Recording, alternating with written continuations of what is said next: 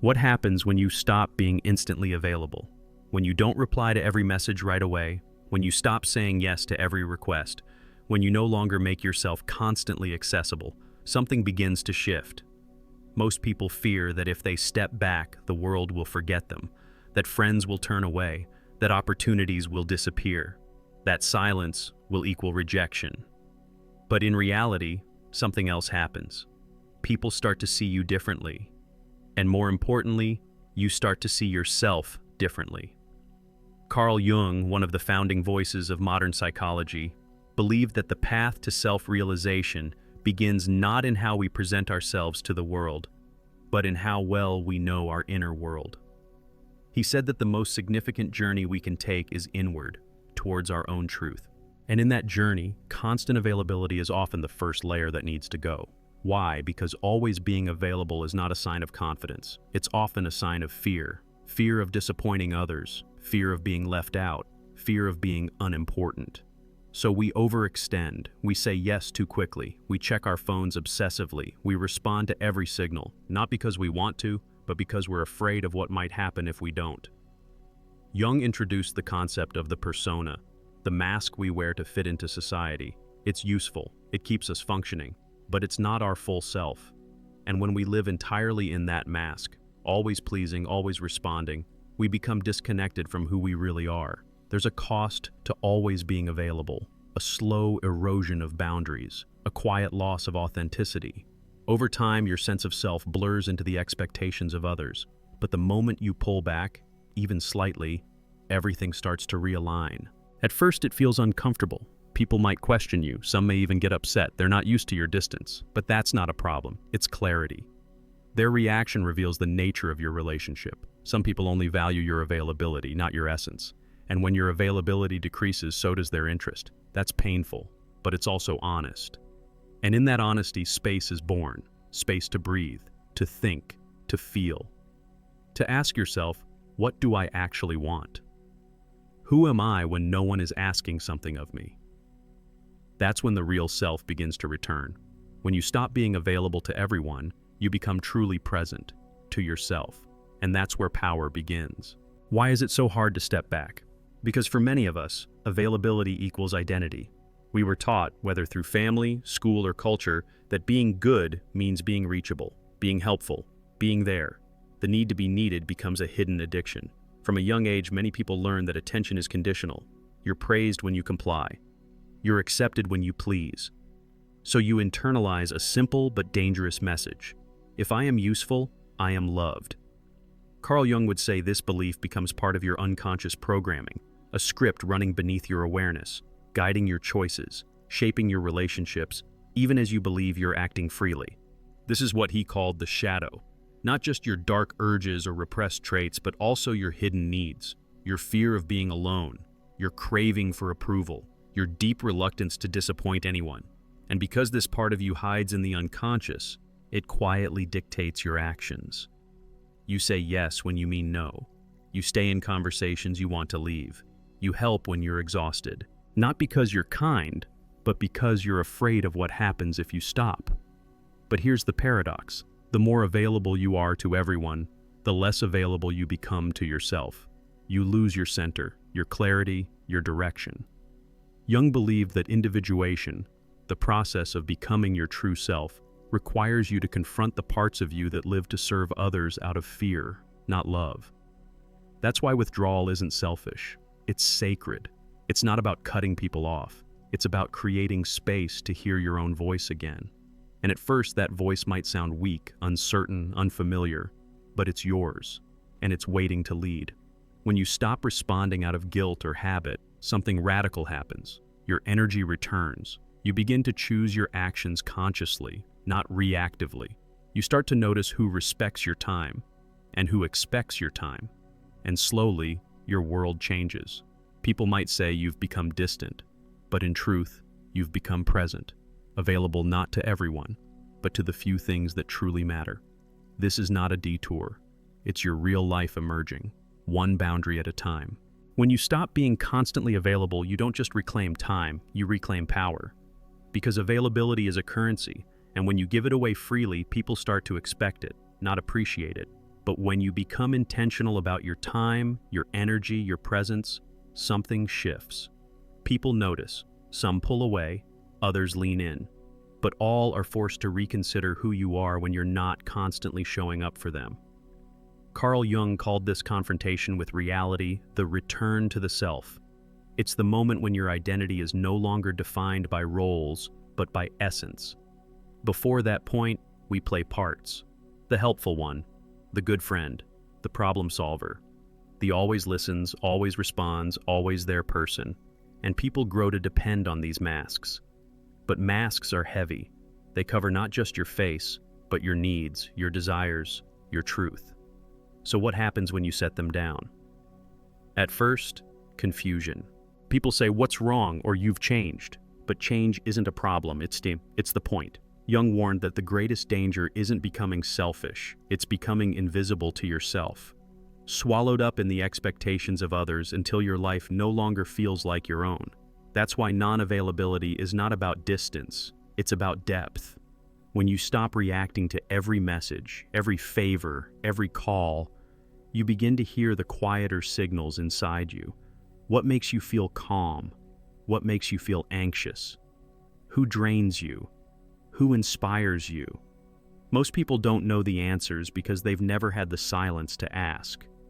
We're trained to fill every moment with response, every pause with productivity, every space with someone else's voice. But in silence, you rediscover your own. You realize that not every invitation deserves your presence, that not every crisis is yours to solve, and that saying no is not a failure. It's a filter. It reveals who values your boundaries, and who only valued your availability. And perhaps most surprisingly, you discover that your presence becomes more powerful when it's rare. People listen more when you speak less. They notice you more when you're not always there. They respect you more when you respect yourself. This is not about withdrawing from the world. It's about returning to yourself and showing up from that place of grounded truth. Because in the end, availability should be a choice, not a compulsion. Something profound begins to shift when you stop responding automatically. You feel it not only mentally, but physically. Your nervous system starts to regulate. You begin to breathe differently. Your body, once always on alert, starts to rest. You move from reacting to observing, from anticipating others to recognizing yourself. This is not just psychological, it's biological. Constant availability keeps your system in a state of hypervigilance. You're always checking your phone, always mentally ready for the next demand. Your brain never gets to fully land. But when you stop, when you truly pause, you allow your body to come home to itself. Carl Jung believed that healing doesn't happen in noise. It happens in stillness. In that stillness, you begin to notice something. How often you override yourself. How often you say yes out of fear. How often you abandon your truth to keep the peace. When you stop being available, you're no longer in default mode, and that exposes a deep discomfort. You may start to feel guilty, you may feel lazy, you may even hear inner voices whispering, "You're not doing enough," or "You're being selfish." These voices are not your truth. They are echoes of your conditioning. Jung would say, these are fragments of your persona, the social mask you've built to survive and be accepted. But behind that mask lives the self that doesn't need approval to exist, the self that knows its rhythm, its pace, its need for solitude. And here's the paradox. The more you honor this self, the more grounded and effective you become. You gain clarity about your priorities. You waste less energy. You become less scattered and more intentional. You may find that some people pull away. That's okay. Let them. Relationships built on your constant availability are not rooted in love. They're rooted in access. As you step back, your real connections will reveal themselves. These are the people who respect your space, who don't take your silence personally, who understand that your absence isn't rejection, it's restoration. And you too begin to understand that being present doesn't mean being constant. It means being real, fully engaged when you choose to show up, not diluted by obligation. This part of the journey is not about rebellion. It's about integration, not about saying no to everything, but saying yes to what matters. It's not about isolation, it's about reconnection. But this time, from your center. Carl Jung reminded us that who looks outside dreams, who looks inside awakens. This is your awakening, not in a dramatic way, but in the most intimate way possible, by no longer abandoning yourself for the comfort of others. When you begin to say no, not out of resistance but out of awareness, something subtle but powerful shifts. You start to respect your own boundaries, not because you want to push people away, but because you finally understand that your energy is sacred. Carl Jung taught that every step towards self-realization involves a confrontation with your shadow, the part of you that was once repressed, denied, or hidden. And for many people, one of the deepest shadows is the need to please. This need is sneaky. It often disguises itself as kindness, as being nice, as being helpful. But underneath it lies a fear, the fear of rejection, of abandonment, of not being enough. So we say yes. We overextend. We check in even when we're exhausted. We agree to things that drain us, and we do it with a smile. But inside, something tightens. Something collapses. When you stop being available all the time, you come face to face with this shadow. And at first, it can be painful. You might feel selfish, cold, even cruel. But that's just the old programming speaking. The truth is, self-respect isn't cruelty, and boundaries are not rejection. They are clarity.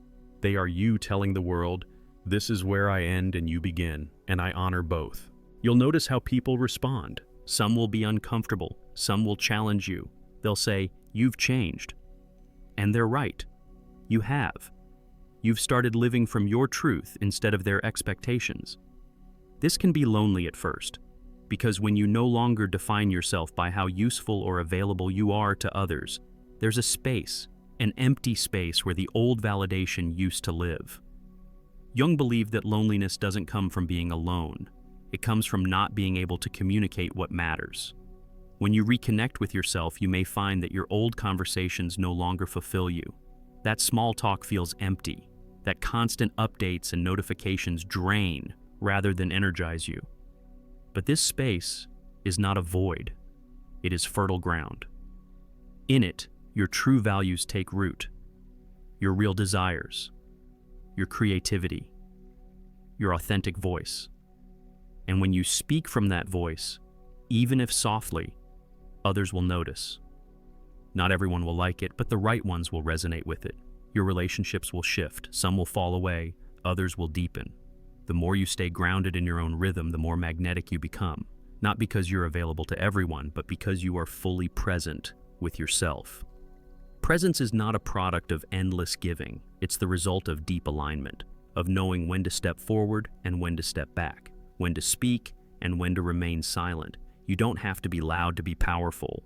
You don't have to be everywhere to be seen. Sometimes the most powerful transformation begins in quiet withdrawal, and the decision to no longer abandon yourself for the sake of others. To stop being constantly available is to reclaim your life, moment by moment, choice by choice. Carl Jung believed that true individuation, the process of becoming whole, demands that we withdraw our energy from the external world long enough to hear our own soul speak. And that voice, once buried under noise and obligations, begins to rise in stillness. You start to notice it when you stop rushing to respond, when you no longer answer every message instantly, when you create space between the stimulus and your reaction. In that space, something sacred unfolds, discernment. You begin to ask, is this truly mine to carry? Not everything that calls you deserves your attention. Not every crisis is yours to solve. And not every request must be met with a yes. When you stop being always available, you're no longer driven by fear or guilt. You make decisions from alignment, not anxiety. That's where your power lives. But here's the truth most people won't tell you. This process isn't always comfortable. There will be moments when you feel the pull to go back, to say yes again, to please, to be needed. Why? Because validation is addictive. Being someone's go-to person feels good until it doesn't. Until you realize that you've been drained dry trying to fill someone else's emptiness. Carl Jung would say, the privilege of a lifetime is to become who you truly are. And that privilege often requires leaving behind the version of you who was always reachable, always agreeable, always there. The real you has edges, has boundaries, has needs, has a pulse that doesn't sync with everyone else's schedule. And in honoring that truth, you step into integrity. You may discover that people respect you more, not less, when you stop being constantly available. You teach them how to treat you by how you treat yourself. You teach them that your time, your peace, your energy are not to be assumed, but appreciated. This is not arrogance. This is self-respect. In this new space, your relationships become more authentic. You're no longer loved for what you do, but for who you are. And you begin to offer your presence not as an obligation, but as a gift. This is the paradox. When you stop trying to be everything for everyone, you become more powerful in what you choose to give. Your no gives weight to your yes. Your absence gives meaning to your presence. Carl Jung understood that wholeness isn't perfection, it's integration. It's saying, I know who I am, and I choose when and how I show up. You are not here to be constantly on call. You are not a resource to be depleted. You are a soul with rhythm, with depth, with direction. When you stop being available to everything, you become available to what really matters. And in that space, everything begins to change, not just how others see you, but how you finally see yourself.